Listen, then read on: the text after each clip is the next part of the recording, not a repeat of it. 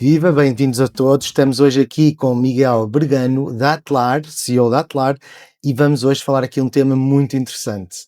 Meu nome é Pedro Castro Henriques e sou CEO da Strong Step, uma empresa de melhoria de processos, compliance, em termos como a segurança de informação, qualidade, e vimos aqui hoje falar sobre o espaço. Portanto, muito bem-vindo, Miguel. Obrigado pelo convite. É uma honra ter aqui um especialista tão grande num tema tão específico, mas tão vital ao mesmo tempo. Quando nós falamos de espaço, muitos de nós lembram-se das nossas infâncias e das séries de investigação espacial, as séries de ficção científica, em que nós víamos as pessoas em naves espaciais e do Star Wars e destas coisas todas, e parecia algo tão distante, não é, quando em termos de idade. Mas agora, cada vez mais, isto passou desta questão da exploração da ficção para um território que faz parte dos nossos dias-a-dias e que afeta até a segurança, não é, da Europa, do nosso planeta, das nossas empresas, das nossas instituições. Isto, juntamente com a tecnologia, portanto, traz aqui também um conjunto de oportunidades, mas também riscos, não é? Que queremos que as nossas organizações, as nossas pessoas naveguem, não é? Estamos aqui com esta vista inspiradora aqui a ver o mar, também temos portugueses que foram exploradores e, de certa forma, tu também és, e a tua equipe, a tua empresa, exploradora de novas fronteiras, não é? Tal como os portugueses há 500 e tal anos começaram esta exploração, só que esta exploração agora, em vez de ser com caravelas e com naus, é feita com satélites e comunicações e dados e constelações que estão em órbita, não é? E melhor que ninguém tu és capaz de explicar assim sucintamente para o comum dos mortais, não é? Estas infraestruturas que no fundo sustentam o nosso dia-a-dia, e como eu estava a dizer, pronto, isto traz novos riscos de segurança, riscos e oportunidades para as empresas portuguesas, empresas europeias se posicionarem e resolverem alguns destes problemas ou endereçarem alguns destes riscos. Um dos riscos que está bastante na moda já há algum tempo e tem vindo a um crescente é a questão da cibersegurança. De que forma, lançando aqui uma pequena provocação, de que forma é que o espaço é um novo campo de batalha, um campo de batalha invisível? Olá, antes de mais, obrigado pelo convite, é um prazer aqui estar. Colocaste-me agora num patamar muito complicado, portanto vou tentar corresponder às expectativas. Ora bem, o espaço é ultimamente um dos grandes mercados mais atrativos a nível mundial. Portanto, a necessidade da humanidade hoje em dia é obrigatória termos sensores espaciais. Portanto, tudo aquilo que trabalha no espaço é utilizado para a humanidade, está ao serviço da humanidade. Nós temos desde as telecomunicações, desde o GPS, desde a localização, desde a observação da Terra, detecção de tempestades, a própria meteorologia é baseada em sensores espaciais. Portanto, nós temos de tomar conta deles, não é? Além disso, temos a parte da economia. Sim. É uma economia que gera milhões de euros, não é? Portanto, sempre um satélite, quando é lançado para o espaço, é suposto estar lá durante 10 a 20 anos e tem que corresponder com um revenue que compense o facto de todo esse trabalho que foi tido. Portanto, é um ativo que tem que se ter muito bem tratado e que está em ameaça, de facto. Portanto, todo este ambiente que existe em torno do espaço está ameaçado. O que acontece é que as infraestruturas que foram colocadas há 10 ou 20 anos já não têm a tecnologia que estão hoje. Portanto, não quer dizer que estejam obsoletas, mas não estão capazes de lidar com esse tipo de ameaças. Okay. Ou seja, nós temos que trabalhar um bocadinho nesse sentido. Portanto, desde as próprias nações, as empresas, Ministérios da Defesa, organizações internacionais, desde NATO, ESA, NASA, e é fundamental haver aqui esta harmonia entre estas instituições. Portanto, é isso que vai fazer com que o espaço seja seguro. O espaço é além da parte de segurança, que vai ter que ser esta amizade, digamos assim, ou esta fraternidade entre estas instituições, vamos ter que também fazer dele um mercado. E isso é possível até de empresas como a nossa, que queremos fazer mercado e gerar mais valias através do espaço. E como é que nós a questão da segurança, como é que poderemos tentar resolver? É antecipar.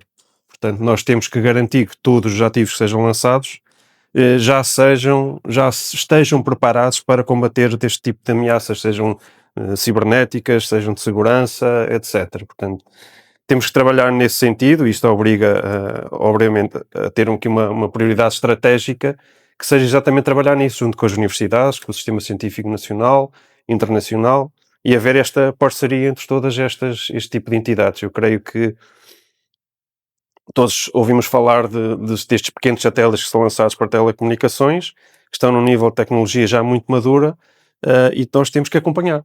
E ao acompanhar é antecipar e estar sempre na crista da onda do estado da arte para podermos prevenir possíveis problemas que possam surgir de ameaças a estes ativos espaciais. Muito interessante. Miguel, portanto, tu estudaste, aliás, nasceste em Aveiro, não é? Portanto, no centro de Aveiro, em Cagarel, não é? Não, sou Cagarel, És centro Cagarel? de Aveiro, quem nasce no centro de Aveiro é Cagarel. É Cagarel, ok, muito bem, obrigado pela correção. E estudaste Engenharia Eletrotécnica e Telecomunicações, também na Universidade de Aveiro, Eletrónica e telecomunicações. Eletrónica e Telecomunicações, e tiraste o mestrado de Instrumentação para Radioastronomia, não é? Correto. E depois prosseguiste também na Universidade de Aveiro, já no doutoramento em Radioastronomia. Exatamente. Portanto, para os comum dos mortais, estiveste a fazer um sistema, não é? Sim. De paralelização da SDR, portanto, o tal Software Defined Radio, não é? Correto. E para que é que servem estes sistemas? Já agora, assim, para quem está a São ouvir? sistemas que, portanto, nós tentamos explorar ao máximo, ir ao máximo das limitações técnicas dos equipamentos altamente tecnológicos. Portanto, a solução consistiu em fazer um sistema cost-effective que respondesse com elevada performance. E isso obriga a explorar, ir quase até ao eletrão e dizer-lhe vai por aquele caminho, vai por aquele túnel. E dessa forma conseguimos provar cientificamente que através de dispositivos que existem disponíveis comercialmente no mercado, algo que seja ajustado a uma estação terrestre para fazer processamento de dezenas ou centenas de gigabits por segundo. Portanto, e obviamente, além de os paralelizar de forma que eles sejam lidos por um equipamento, também fez parte desse trabalho processar esses dados todos e colocá-los à disposição já com pré-processamento para os cientistas depois trabalharem e fazer o seu trabalho. Portanto, neste período que cerca de 10 anos, não é? Estiveste a fazer a investigação, depois terminaste o doutoramento e estiveste também a trabalhar em sistemas embebidos, não foi? Correto. E sistemas embebidos e também sistemas reconfiguráveis, mais virados para a parte de vídeo, pré-processamento de vídeo, para fazer também localização indoor. E foi uma boa experiência no mundo empresarial. E aí trabalhaste num projeto Engage Star, não é? O que é que era esse projeto? Depois fui convidado, durante a minha aventura na indústria, fui convidado a voltar à investigação, já não como bolseiro, mas como contrato de investigação científica. E fui englobado no projeto Engage-SCA, um projeto do Roteiro Nacional de Infraestruturas Científicas, e no qual fez parte, basicamente, capacitar a indústria portuguesa com os níveis tecnológicos científicos. Portanto, desde fornecer atividades na área de computação avançada, como High Throughput Computing ou High Performance Computing. Portanto, toda esta questão associada a Big Data e a Big Science, transmitir e capacitar a indústria portuguesa destas capacidades tecnológicas. E também a parte de data centers para processamento de grandes tipos de dados, Big Data, grandes infraestruturas, muito associado ao projeto SCAL, que é o projeto cujo maior desafio tecnológico do século XXI, que pretende construir o radiotelescópio mais sensível alguma vez construído pelo homem, que vai conseguir detectar se alguém tem um telemóvel no planeta Júpiter, por exemplo, e conseguir localizá-lo, etc. E podemos também trabalhamos também em paralelo, além da parte científica, na área da radioastronomia, também na área do aeroespacial, para a detecção de detritos espaciais, fazer o rastreio e o seguimento de detritos espaciais. Muito bem. E daí, portanto, essa evolução que te trouxe até hoje em dia aos satélites, como é que ocorreu essa evolução, metamorfose, expansão aí de conhecimento e de áreas que tu foste trabalhando, não é? Até os dias de hoje chegares aos satélites? Portanto, nós não estamos preocupados em construir satélites, nós estamos preocupados em que eles estejam saudáveis e que percorram um caminho que não tenha grandes perturbações. Portanto, como disse no início, a economia do espaço já lá existe em si, portanto o satélite está lá durante 10 ou 20 anos e, portanto, nós temos que garantir hoje que esse ativo que esteja seguro. Portanto, existem muitas ameaças, além das segurança e de defesa, existem ameaças como ferramentas que são deixadas por astronautas que podem danificar completamente um satélite. E, portanto, é daí que um bocadinho que surge esta necessidade. Portanto, nós construímos, a nossa equipa na investigação científica foi responsável por construir o primeiro radar para fazer a detecção e seguimento de objetos espaciais, já com o objetivo de fazer esse mapeamento e, com esses dados, fornecer esses dados aos operadores de satélites de forma que eles consigam perceber, ok, este trajeto tem um risco, este trajeto não tem risco, faço uma alteração de órbita, etc. Utilizo uma manobra para me desviar de alguma coisa, etc. E por aí além. E foi assim que chegámos a esta área do aeroespacial. Muito bem. É muito interessante. E estávamos a falar da questão da cibersegurança, do tal novo campo em que estes satélites e que estes sistemas têm que têm que funcionar e, no fundo, estão a dar suporte a temas tão importantes como falaste, a meteorologia, questões tão críticas para o nosso dia a dia, como as comunicações, comunicações por satélite, etc. E que há então ataques a estas infraestruturas. Isso é uma coisa frequente, estes ataques? É frequente e como existem 3 grandes diferenças, fontes de ataque, ou destinos de ataque, peço desculpa, que temos a parte do ramo espacial, não é? Os satélites, eles próprios, como vos disse, não estão atualizados porque são destinados a terem um longo percurso, não estão atualizados tecnologicamente e, portanto, são alvo de ataques. Portanto, o hardware tem as suas próprias suscetibilidades que podem ser atacadas. Depois temos a parte terrestre, basicamente quem recebe e que transmite telecomandos para os próprios satélites. Aqui também é mais uma fonte de ataque e de suscetibilidade. E depois, no meio disto tudo, temos a parte do software e humano. Portanto, todas estas questões temos software para operar, não é? Sim. Temos pessoas que vão operar esse software. Portanto, tudo isso são aqui problemas que causam aqui sempre alguma suscetibilidade e que obrigam a que a inovação esteja sempre aqui na primeira linha. Exatamente. Portanto, esses hardwares que têm vulnerabilidades que podem ser exploradas, não é? Portanto, há sempre pessoas a tentar explorar as vulnerabilidades, sejam sistemas que existem nas diferentes empresas, nos sistemas financeiros, das redes de saúde, etc. A Europa tem sentido muitos ataques a estes sistemas elétricos, Sim. etc. Também, então também acontece na área espacial? Sim, frequentemente. E sim. de forma individual ou concertada? As duas formas. Nós já presenciamos e já demos, portanto, medidas de mitigação para tentar que este problema não se voltasse a repetir, mas é diário. Portanto, existem tentativas de intrusão quase hora a hora. Portanto, é uma matéria muito sensível. Portanto, Mas existe cooperação internacional para defender e para... existe cooperação. Pronto, obviamente existem todas aquelas tecnologias de Zero Trust, de Multi-Factor Authentication, que podem ser utilizadas nestes sistemas.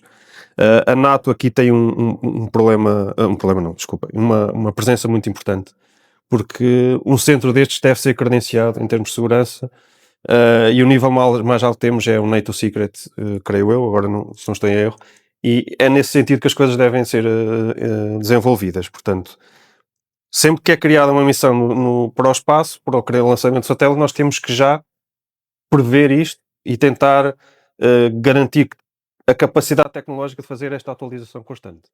Ou seja, No fundo, security by design, que é a information exatamente, security, a resiliência, resiliência, proteção redundância, dos data dados, domains, com confidencialidade. vaults, cyber vaults, toda essa questão, com salas climatizadas para proteção, com tudo essa panóplia Disaster de recovery, essas tecnologias, coisas todas, no fundo, exatamente, para portanto, garantir que as coisas funcionam, que os exatamente. sistemas estão disponíveis, garantimos a confidencialidade, a integridade dos dados. Sim, aqui a robustez e a resiliência dos dados é fundamental, dos dados e dos softwares, portanto, são ativos que estão em risco lá em cima, portanto, nós temos que sempre garantir essa disponibilidade permanente. Mas essa cooperação internacional, como disse, é fundamental. Portanto, a Europa vimos que lançou uma linha especialmente para a defesa, devido à conjuntura internacional que existe nesta, nestes tempos que estamos a passar. E o espaço é uma das áreas que está a ser investida. Portanto, existem a própria Agência Europeia da Defesa, existe o Fundo Europeu da Defesa, existem linhas de capacitação tecnológica para cibersegurança e para espaço, e a junção das duas. Portanto, é dessa forma que nós vamos trabalhar e que devemos trabalhar. Por exemplo, existem a própria NATO. Este ano introduziu pela primeira vez a cibersegurança e o espaço como parte das suas atividades de capacitação, o que é muito interessante aqui, e De dos, capacitação dos seus membros e dos seus membros da da aliança, aliança, no fundo. ok? E no fundo, o que é que temos? É fundamental esta cooperação porque tem que ser garantida esta interoperabilidade. Porque o que é que acontecia de antes? Portanto, cada um fazia o seu satélite e não dependia de ninguém, e hoje nós não conseguimos ter isso. Se de facto nós quisermos atingir este nível de segurança e de hegemonia entre todos, nós temos que ser capazes de interoperar com todos. Aqui acho que o princípio da NATO é fundamental. Por vezes torna-se difícil porque também temos um mercado, não é? Portanto, temos estes segredos comerciais, etc.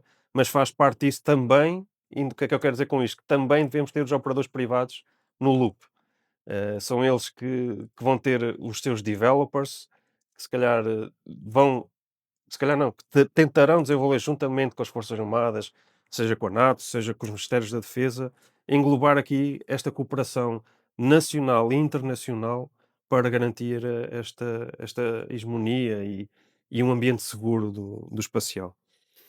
Muito interessante. Então, estão muitas coisas a acontecer neste espectro da cooperação internacional.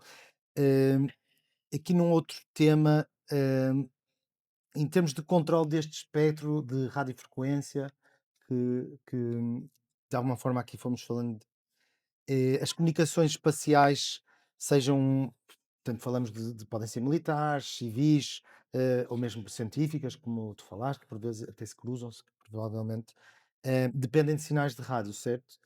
Eh, quando alguém interfere, será que o silêncio aqui pode ser uma ameaça? Sim, é uma ameaça, pode ser uma ameaça, e nós tivemos um apagão há pouco tempo, é um bocadinho diferente, mas pode acontecer. Nós todos vimos o que é que foi ficar sem telecomunicações. E foi um exemplo daquilo que poderá acontecer. Se Mas fosse, então, se fossem dias de jogos, não é? E fosse o dia todo, meu Deus, acho que havia graves problemas exatamente, nacionais. exatamente. Portanto, isto é uma opinião particular, mas creio que há grandes apoiantes desta opinião, que é, deverá haver padronização de comportamentos a nível global. Ou seja, nós não podemos ir contra alguém e dizer que os outros são melhores ou piores. Devemos unificar opiniões e decisões e seguir juntos. E isto vai criar uma transparência global. E isto vai dar confiança às pessoas, não é? Portanto, isso faz com inovação, com educação, com inovação, com ciência, investigar em ciência. E isso é isso que vai fazer que vai haver sempre interferências com os sinais de rádio. Portanto, nós recebemos e transmitimos com os nossos satélites através de sinais de rádio, e isto está acessível a toda a gente, não é? Toda a gente tem o ar à sua disposição. Eles podem fazer aquilo, as pessoas podem fazer aquilo que bem querem e bem entendem. Portanto, Sim. estamos a falar de jamming, estamos a falar de spoofing. O jamming é um sinal que interfere, que pode causar. Podemos ficar sem GPS, por exemplo. creio que muito recentemente já devemos ter ouvido notícias na televisão em que houve situações em que ou aviões ou barcos ficaram sem sinal de localização. Temos o spoofing, que consiste em falsificar sinais, portanto, introduzem sinais de rádio que simulam o real, mas que de facto não são. E depois, obviamente, temos a parte aqui da espião, que é espiar comunicações, espiar os sinais rádio. Que é muito interessante. Nós vamos participar num projeto que vamos aqui um bocadinho também espiar as comunicações ah, do que está a ser explorado na Lua. Portanto, isto parece. Começaste com ficção científica, agora parece que estamos a falar de ficção científica outra vez. Mas de facto a Lua está muito atrativa e nós também vamos aqui participar, juntamente com com empresas francesas e luxemburguesas, para fazer esta patrulha do que é que o que é que está a passar nas órbitas lunares. E de facto aqui, ou seja, não existe fronteiras físicas para a parte dos sinais rádio, não é? Portanto, lá está.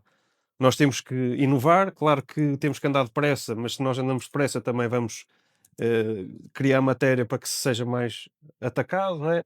Portanto, temos que aqui fazer este compromisso um bocadinho Híbrido. de atacar e defender. Muito bem. Então, e aqui é possível o ser humano monitorizar tudo isto, todas estas radiofrequências, todos estes tipos de ataques, de forma manual? É possível é, mas eu só obrigaria um esforço humano sobre-humano, digamos assim. Portanto, para isso é que surge a inteligência artificial. Portanto, a tecnologia traz coisas más, mas também traz coisas boas. E nós, atualmente, se queremos fazer esta detecção em tempo real de ataques, de sinais de rádio nos satélites, nós precisamos da ajuda de algo que seja tecnologicamente avançado e que permita ao ser humano agir o mais rapidamente possível para tentar mitigar. Portanto, aqui o papel da inteligência artificial, que hoje em dia parece um jargão, não é?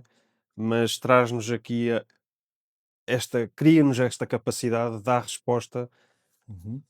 rápida para conseguirmos responder a estes ataques e para que conseguimos defender. É verdade que a própria inteligência artificial também pode criar mais sistemas de sistemas diferentes de ataque, mas pelo contrário também vai criar sistemas de defesa. Portanto, é importantíssimo nós conseguimos. O que é que a inteligência artificial nos vai garantir? Era esta capacidade de analisar padrões de ataques, de intrusão. Portanto, nós precisamos da inteligência artificial para isso, para conseguirmos criar automaticamente e em real time as verdadeiras medidas para conseguirmos dar resposta a estes ataques e sabermos defender. Portanto, detectar estes padrões e utilizar algoritmos de machine learning que consigam diferenciar entre o que é que são sinais reais e o que é que não são sinais Que é ruído. reais. Portanto, é um bocadinho isto. E será utilizar, por exemplo, a nível de sinais de rádio, modulações mais complexas, que utilizem espécies de frequência que estejam continuamente a ser alterados.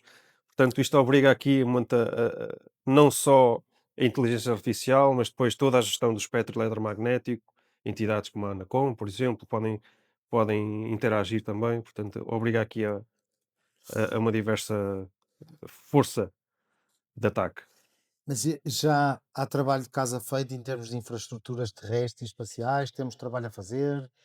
Estamos preparados para alguns destes tipos de ataques, interferências cada vez mais sofisticadas? Sim, portanto, a evolução tecnológica, temos que falar neste ponto porque é aquilo que de facto toca aqui neste ponto. Nós, como eu disse e tenho vindo a reforçar, nós temos de estar sempre um bocadinho à frente daquilo que vem sendo o problema. Portanto, esta inovação constante é necessária. Acho que não estamos no ponto ideal, poderemos vir a estar, ou seja, os nossos sistemas ainda são altamente vulneráveis, portanto, existe uma grande vulnerabilidade dos nossos sistemas. Tal como disse, volta atrás, os satélites são destinados a estar de uma década ou 2 décadas, e que não são sujeitos a essa atualização. E nós temos que ser capazes de garantir e eliminar esta vulnerabilidade e de tornar os sistemas eh, menos sensíveis, digamos assim. Ou seja, nós temos que agir por antecipação, basicamente. E isso obriga a que estejamos continuamente a correr atrás da tecnologia. Ou seja, não devia ser assim, nós devíamos era aprender a correr com a tecnologia e aprender a correr melhor que a tecnologia. Isso é Sim, que é o fundamental. curioso, nós, a Strong Step trabalha também a ajudar empresas em termos de segurança de informação, na 27001, como estamos também a fazer convosco, e na ISO 9001, que vocês também já estão certificados, e também na AS 9100, que é Aerospace, também muito alinhado com a 9001, mas com requisitos específicos para esta área espacial. E o que nós vemos é que eh, já há um crescimento, já há uma sensibilização e há muitas empresas realmente, e o Estado, não é? Agora vemos isto também com o NIS 2, portanto, uma série de diretivas estão preocupadas em melhorar a resiliência, o trabalho de rede para dar resposta a ataques em escala, portanto, já há uma preocupação grande, não é? Como o Miguel disse, há vulnerabilidades, temos que tomar conhecimento delas, desses ativos, e cada vez mais ir atualizando isso, e a inovação também referenciou que é um aspecto fundamental, não é? Portanto, estamos inovados, não é? Nós eh, e o exemplo que eu ia dar tem a ver mais com o cibercrime, não tanto específico da área da defesa ou da ciber, destas ameaças do espaço, mas o que nós vemos é que no ambiente comercial, vamos chamar assim, nas empresas tecnológicas e isso, muitos dos bandidos andam à frente quem tenta, dos ciber, de quem está a defender, as pessoas que estão a defender, de quem faz a cibersegurança, etc. E isso acontece porque eles são muito criativos, não é? Portanto, quando há uma forma que eles, uma vulnerabilidade, que eles com uma determinada ameaça conseguem explorar e, vão sendo corrigidas e eles vão avançando para outros, não é? E mesmo curioso também na altura do Covid, muitos dos criminosos passaram a fazer também teletrabalho, que é passaram a estar atrás de um computador a tentar fazer formas de facilmente explorar essas vulnerabilidades. E vemos que cada vez mais pessoas com menos conhecimento técnico conseguem usar estas ferramentas que estão disponíveis em fóruns não tão próprios, não é? Com más intenções e que vendem este tipo de serviços para prejudicar empresas comerciais, para prejudicar instituições públicas, sistemas elétricos, sistemas de saúde, etc. Portanto, realmente é preciso que, eh, fazendo aqui uma analogia, quase um paradoxo, os bons dos bons e dos maus, não é? Sendo aqui os maus aqueles que tentam explorar estas ciberameaças e explorar para seu proveito económico, muitas das vezes são pessoas e às vezes quase empresas Exato. que trabalham em países com edifícios inteiros, pessoas que estão dedicadas a passar o dia a tentar encontrar vulnerabilidades em sistemas com o uso da AI. De antes, se calhar, eram 100 pessoas, agora basta uma pessoa usando o AI, vai consecutivamente correndo vários programas, várias aplicações, tentando descobrir as falhas. Portanto, isto é um desafio grande para as empresas portuguesas e realmente aqui ter processos rigorosos é importante. De que forma é que isso é importante? Não, eu acho que na Atlar nós vemos a conformidade não como um travão à tecnologia, nem como um travão à inovação. Portanto, eu acho que o facto de termos um selo não é suficiente. Portanto, nós pretendemos implementá-lo. É isso que faz o nosso princípio. Convosco tivemos o caso da 9001, que foi uma aprendizagem constante, ainda hoje continua a ser.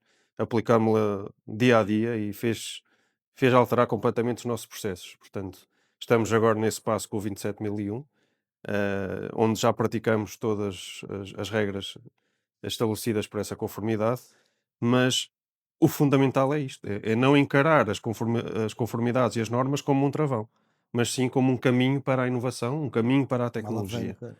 Eu acho que só assim é que nós vamos conseguir, de facto, trazer que esses selos, de facto, tenham um valor. Não basta ter um selo à porta, uma bandeira, mas sim implementá-los no dia a dia. É isso que vai fazer com que nós tenhamos essas normas de segurança. eh, Pronto, todos sabemos que o erro humano é sempre algo que não se pode não se consegue evitar, mas há formas de tentarmos mitigar ou evitar e tentar mitigar o possível de quando existe esse erro. Portanto, nós aqui temos para nós na Atlar é estratégico termos a norma a 9100, a AS 9100, tanto como a NIS. Estamos agora a iniciar o processo de 27001 convosco e para nós é fundamental, é estratégico a aplicação dia a dia, no cotidiano, por toda a nossa equipa, por todos os nossos funcionários. É isso que nós acreditamos e é isso que eu creio que no mercado que será avaliado. Não só avaliado, validado, mas também avaliado. Porque esta prática vai garantir que os nossos clientes, os nossos parceiros, também vejam em nós um modo de inovação e modo de encarar estes problemas da defesa e de ameaças de uma forma muito mais consciente. Portanto, não sei se eu acho que não há outra resposta a dizer, basicamente nós não é um travão à tecnologia e à inovação, as normas, mas sim um improvement Boas necessário. práticas que podemos utilizar como alavancas, como passos para ir mais longe. Muito bem.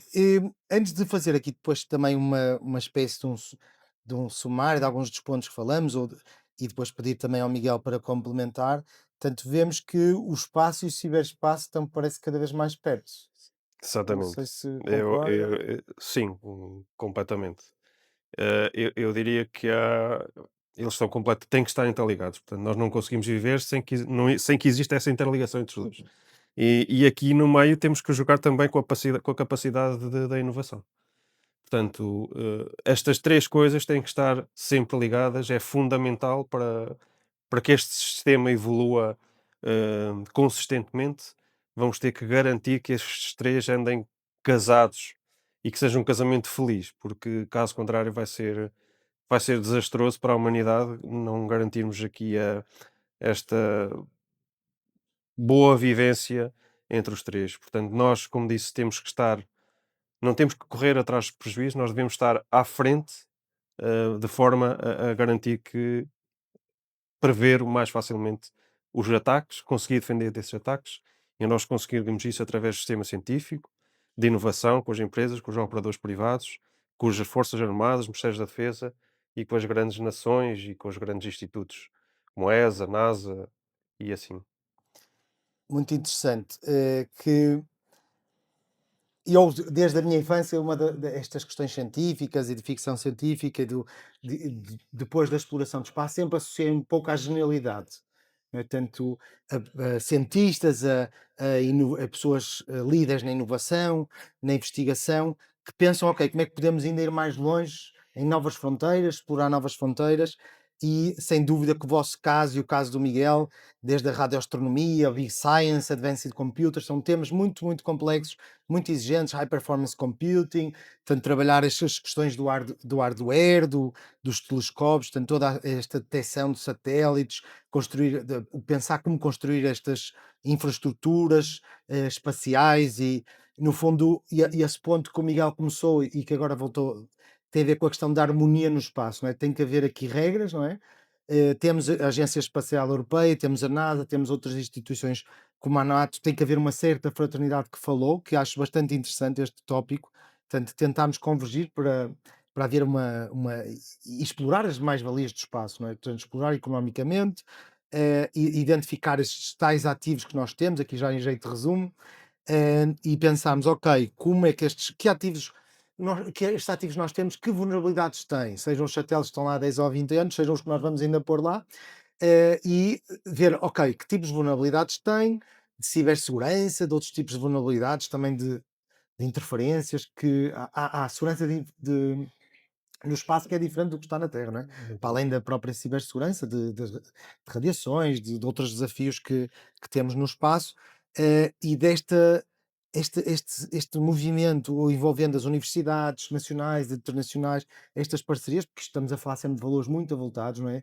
Projetos que são a médio e longo prazo, não são foguetes para o ar, não é? Exatamente. São coisas que estão para apostar e para depois colher mais à frente e percebemos melhor o espaço, tendo em conta estes desafios, e falou aqui também das três grandes fontes, tanto o ramo espacial, onde podem explorar essas tais vulnerabilidades, podem ser alvos de ataques, os hardwares, também da questão terrestre, quem está cá também pode ser atacado, no fundo, e haver aqui um man in the middle, outro tipo de interferência, mesmo quando há a transmissão dos telecomandos, etc., tomar em conta, ou mesmo a parte humana, e eu até, o humano e o software, eu quase que os separava, se bem que eles cada vez estão mais fundem com a questão da inteligência artificial, não é? Mas é a questão do software para operar, não é? Portanto, o software, e nós também podemos introduzir falhas, e agora com a ajuda do AI também podemos, os seres humanos, ao programar e ao usar o AI, alucinar, ter código que está alucinado, que ter componentes que que têm vulnerabilidades e falhas, muitas das vezes que já não são do ser humano, já são trazidas de AI, de Sim, machine learning e de. Ainda há pouco tempo saiu um estudo de um relatório como uma empresa consultora teve que devolver dinheiro porque eles descobriram que havia 18 referências que tinham sido inventadas pelo AI num relatório que foi entregue a um governo. E depois tiveram que devolver parte da verba. Portanto, o AI acaba por interferir, não é só quando nós queremos tomar decisões, ok, como é que eu vou escrever no marketing melhor este texto, ou melhor aquele post, ou num projeto científico, como é que eu posso elaborar aqui algumas ideias, ou fazer aqui um brainstorming usando o AI, mas já muitas das vezes nos reportings e nestes, para a tomada de decisão é usada já muita informação que já vem processada por AI, e aí também a importância de cibersegurança também passa por aí, não é? Também no AI, e agora há uma série de iniciativas nesse sentido. Falou aqui de várias cooperações que existem, não é? E também o pensarmos que temos que proteger pelo nível mais alto, não é? Tentar que se é um segredo, vamos ter que ter o máximo de resistências, vamos chamar, desculpa, de controles para baixar este risco, não é? Se é algo que tem um risco alto, vamos tentar baixar esse risco tendo os tais controles, e a introdução que a NATO fez também do ciber e do espaço como atividades de capacitação mostra esta, como é que se diz, esta panorama internacional que a comunidade europeia está muito preocupada com isto, como falou muito bem da questão no NIS 2, não é? Portanto, e até mesmo para outros setores da aviação civil, existem, e para o setor financeiro, mas aqui já há uma preocupação também muito grande, pelo que nos disse, do ciber e do espaço, esta cooperação para garantir a interoperabilidade. Portanto, a interoperabilidade durante o curso, quando eu tirei o curso de Engenharia Informática, era quase uma curiosidade. Hoje em dia é vital, não é? Portanto, se tivermos sistemas, cada país tiver o seu, depois chegamos ao fim, não conseguimos juntar, não é? Cada Exatamente. empresa tiver o seu sistema. Pondo aqui quase no paradoxo, vimos nos iPhones na Europa obrigarem a ter o componente C, que é para o carregador dar em tudo, não é? Exatamente. E aqui também vai esta padronização e esta unificação de opiniões e decisões também é muito importante para haver a tal, como falou, a transparência global, não é? De podermos inovar, utilizar a ciência, explorar novas fronteiras, eh, e protegermos contra aqueles exemplos que deu, não é? Como, nomeadamente o jamming, não é? A interferência com os aviões, com os barcos, tirando a geolocalização, os spoofings, as falsificações de sinais, a questão da espionagem, dos sinais de rádio, não é? É preciso lembrar que a Segunda Guerra Mundial houve um papel enorme aqui das comunicações e das encriptações para conseguir, e teve muito impacto no desfecho que daí resultou. Portanto, vocês já estão em vários projetos de investigação, internacionais, com Estados Unidos e Europa, portanto, estão numa posição ímpar. Também, se calhar, hoje aqui para dar algum conselho em termos de, para os líderes que nos estão a ouvir, engenheiros que também querem cada vez mais construir o futuro nesta área de aeroespacial. Se tivesse um conselho, qual era o conselho? Um ou dois, vá, pronto, dois. Não sei, um ou dois conselhos que tivesse. O que é que Miguel aqui dava de conselho para quem quer, no fundo, ajudar a construir o futuro na aeroespacial? Inovem com coragem, mas construam com consciência. Acho que é a grande mensagem que eu queria deixar. E outra também para um bocadinho para as forças que, que nos governam, que é os cursos devem ser mais focados e não tão abrangentes. De Eh, aeroespacial, de o sistemas curso de. de aeroespacial em particular era, era muito útil que de facto correspondesse às necessidades daquilo que Portugal necessita.